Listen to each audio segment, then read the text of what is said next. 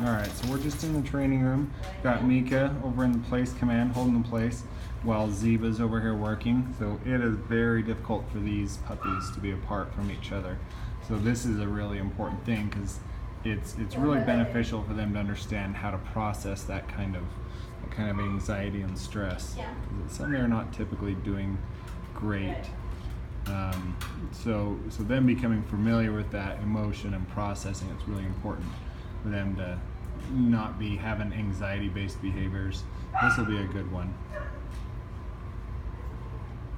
Now, to help with the potty training, this is what it's going to look like. We're going to have a dog that is following you from room to room, so you're going to call him, put him in place, and then make sure that you're catching them a very high percentage of the times, because with potty training, the biggest factor is always going to be supervision. So in any intrinsically rewarding behavior, you have to catch them 9 out of 10 times at least. Otherwise, they'll keep doing it because there's a reward every time they do it.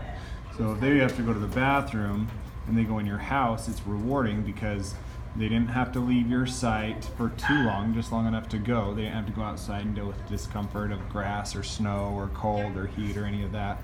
You get to stay in an air-conditioned environment and just go. So that's part of it. So supervision is key.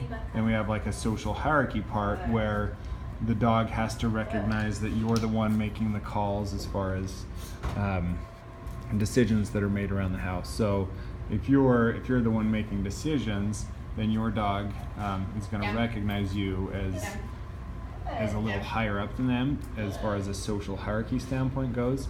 And because of that, your dogs will be less likely to pee and poop in your space.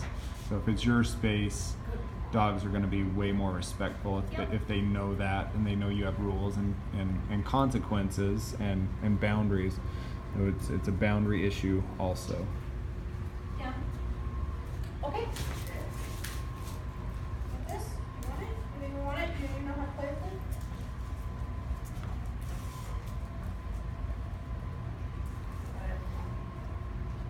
Leave it.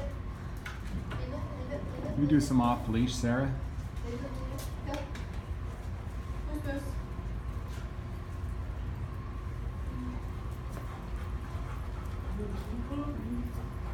Place. So this the black dog is Moose, and he's here because he's a service dog and he's distracted by other dogs. So we're kind of doing two birds with one stone by training these guys around him and training him around them. So this is off-leash healing right there. So what we're training Ziba to do is just heal right with Sarah. It's important because a dog that follows you on a heel is a dog that kind of respects you as a leader. So yeah, this is a big deal for them being in your house. But we're really proud of how far we've taken them. They're good, fun little dogs. Okay.